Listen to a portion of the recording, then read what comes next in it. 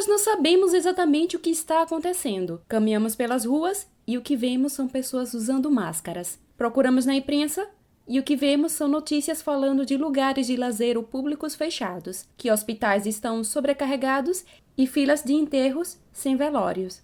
Eu sei que vocês estão reconhecendo essas cenas porque estão ocorrendo justamente agora. Porém, o que eu acabei de descrever também ocorreu há 100 anos. Estou falando da gripe espanhola. Epidemias foram e são uma das maiores causas de mortes na história da humanidade. E o trauma que elas causaram no passado deixaram marcas até mesmo na cultura, em especial na arte. Quando falamos em epidemias, estamos falando de algo que faz parte da natureza e que fogem ao nosso controle, caso não tenhamos os conhecimentos necessários sobre elas. E não tem por onde correr, afinal, o surgimento de epidemias está correlacionado com a humanidade. No passado, temos vários exemplos.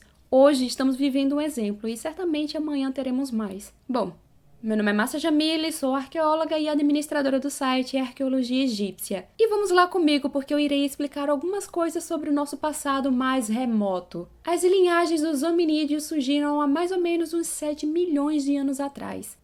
Tem muito tempo. E sabemos que eles já sofriam com parasitas. E há pouco mais de 15 mil, 10 mil anos atrás, teve início a domesticação dos animais, o que propiciou a transferência de determinadas doenças que existiam em bichos para os humanos. E com o desenvolvimento das cidades há uns 6 mil, 3 mil anos, porque depende da região do mundo, né? Vieram também o surgimento das epidemias. Afinal, pela primeira vez na história, temos muitas pessoas juntas. Então, assim, basicamente, a agricultura, ao mesmo tempo que permitiu que os nossos antepassados pudessem ter uma forma de sustento centralizada em um lugar, sem a necessidade de explorar diferentes lugares para caçar ou então colher frutos, permitiu que vilas e principalmente cidades se transformassem em lugares propícios para a distribuição de vírus ou bactérias. Então, basicamente o que eu quero dizer é que onde tem humanos juntinhos em um lugar, basicamente tem um alvo enorme dizendo, venham doenças, se proliferem. E sabemos desses detalhes, dentre outras coisas, ou melhor, ciências, graças a trabalhos de arqueologia e história que nos permitiu saber, por exemplo, qual foi uma das primeiras epidemias conhecidas. A conhecemos porque um homem chamado Tucídides fez o registro dela há milênios. Ele escreveu sobre uma praga que assolou a cidade de Atenas, na Grécia, no século V antes da era cristã, ou seja, há uns 2.400 anos atrás. Estou falando de registros escritos, mas de evidências circunstanciais aí já é outra história. Talvez eu faça ainda algum vídeo falando sobre sítios arqueológicos de vítimas de epidemias ou pandemias. Essa possivelmente não foi a primeira e também não foi a última. Uma das mais famosas epidemias, graças à sua extensão e o número de vítimas fatais, que acredita-se ser cerca de 75 milhões a 200 milhões de pessoas, foi a peste negra, cujo agente infeccioso foram bactérias, que foram transportadas por ratos.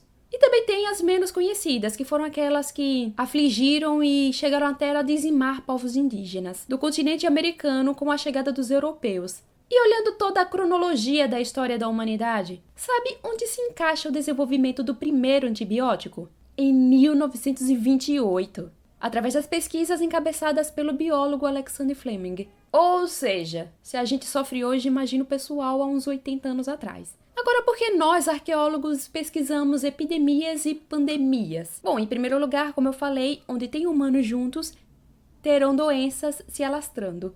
E humanos são os focos dos estudos da arqueologia. E em segundo, é porque ter o entendimento de epidemias do passado nos dará bagagem para saber o que fazer no futuro. Sabe aquela história de aprender com o passado para não cometer os mesmos erros no futuro? É quase isso. O conhecimento do que deu ou não certo, a velocidade do número de aumento de doentes e aqueles que não sobreviveram. Acabam servindo como bagagem do que fazer no caso de um surgimento de um novo surto. E é aqui onde a arqueologia entra. Afinal, é com ela que fica a responsabilidade por localizar, desenterrar e fazer a contagem dos mortos do passado. E quando olhamos para esse passado não tão remoto, sabemos que o agente de saúde, por exemplo, costuma ser uma das principais vítimas. Afinal, são justamente as pessoas que estão na linha de frente. Aprendemos isso especialmente com a gripe espanhola. E é por isso que em surtos, usualmente o foco de proteção fica neles, porque são eles os mais habilitados para cuidar dos demais. E já que eu comentei sobre a gripe espanhola, bora falar sobre ela. Em 1918, no final da Primeira Grande Guerra, os soldados estavam voltando aos montes para casa, certo? Pois bem, a questão é que, junto com eles, chegou um inimigo misterioso e invisível. Um vírus de uma gripe a qual identificamos hoje como H1N1. Vírus esse que, transportado por soldados infectados, acabou se espalhando pela Europa, desencadeando o inferno pelos próximos 18 meses, com milhares de vítimas fatais. Alguns pesquisadores projetam que a gripe espanhola acabou causando entre 40 a 50 milhões de mortes. Outros vão mais além, apontando 100 milhões de mortes. Isso entre os anos de 1918 a 1920, uma época em que nem existiam voos domésticos pousando e decolando o tempo todo. Ela se espalhou lentamente, se utilizando como meio de transporte trens e navios de passageiros. Mesmo assim, poucos lugares na Terra escaparam da contaminação. Ela, inclusive, chegou aqui no Brasil. Porém, tem um grande detalhe que aprendemos pesquisando a gripe espanhola. Os lugares que conseguiram manter a gripe afastada botaram em prática uma atitude que ainda hoje é aplicada: o distanciamento social. Sim, o distanciamento social foi um dos aprendizados que tivemos com a gripe espanhola. A Baía de Bristol, no Alasca, por exemplo, escapou do surto ao impedir o acesso à vila, fechar escolas e proibir encontros públicos. Ok, epidemias e pandemias caminham ao nosso lado há milênios e isso pode assustar algumas pessoas, mas não precisamos nos sentir desamparados, porque existem cientistas pelo mundo cujo trabalho é literalmente prever a rota que um vírus poderá seguir, e assim alertar governos. E quanto mais rápido esses avisos forem levados a sério, provavelmente teremos mais pesquisas e vacinas sendo estudadas. O problema é que muitos preferem ignorar os avisos e acreditar na sua sorte narcisista de que isso nunca ocorrerá comigo, ou tomar o susto do primeiro corpo na vizinhança, quando os corpos listados nos jornais param de ser números, mas nomes de vizinhos, amigos, parentes. Logo depois é procurar culpados absurdos para justificar as mortes.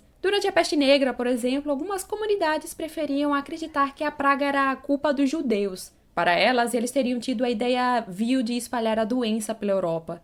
Onde é que foi que vi um negócio parecido com esse mesmo, hein? Os números de mortos por conta da gripe espanhola são gigantes, mas as chances de ocorrer algo parecido hoje são evitáveis, já que hoje temos hospitais financeiramente mais acessíveis, vacinas, antibióticos e condições de saneamento básicos mais propícias. Mas é óbvio, gente, que eu estou falando de uma forma geral, porque tem algumas cidades e países que não têm todas essas coisas, que não possuem, por exemplo, hospitais públicos, que o saneamento básico é precário. Então eu estou falando de uma forma geral, tá? Sem contar que temos a moeda premiada, que são as experiências do passado. Tivemos a oportunidade de olhar os erros e os acertos dos nossos antecessores. E as experiências do passado nos dizem que o distanciamento social é a melhor alternativa. E quanto menos gente na rua, melhor. Porque assim nós protegeríamos as pessoas que têm zero condições de parar seu trabalho, assim como aquelas às quais os seus serviços são de extrema importância em tempos de crise, tais como agentes de saúde, entregadores, caminhoneiros, bombeiros, etc. Então, em dias como hoje, é hora de pensarmos em conjunto, para que quando as pessoas do futuro lerem os livros de história, possam ver e ter orgulho de saber que o número de vítimas fatais foi muito menor do que de outras pandemias. Se você tem a possibilidade de ficar em casa, fique. Não vá para a praia, festas, cultos, reuniões com amigos na calçada, barzinhos, dá aquela corridinha no final da tarde. E para aqueles que acham que não existem motivos para se preocupar, eu quero dizer que todos aqueles que morreram não são só um número. São o pai, a mãe, a filha ou o filho de alguém. São pessoas que sonhavam assim como você. Pessoas que se dedicavam a algo que amavam. Definitivamente não eram só um número. Essas são algumas das vítimas fatais desse novo coronavírus. Essas pessoas tinham um nome e objetivos, assim como as vítimas da gripe espanhola e muitas outras gripes. A ideia desse vídeo não é assustar vocês, é mostrar que temos conhecimentos acerca desse inimigo. Temos esse privilégio. As ciências, tanto biológicas, exatas, humanas, onde a propósito é onde a arqueologia está, né? Ela faz parte das ciências humanas, nos deu algumas vantagens e iremos desperdiçar? Estamos falando de algo sério, que é a vida, as nossas vidas. Bom, obrigada por assistir esse vídeo e até mais. E torço muito para que o mais rápido possível em tempos melhores. E fica aqui minhas condolências às famílias das vítimas.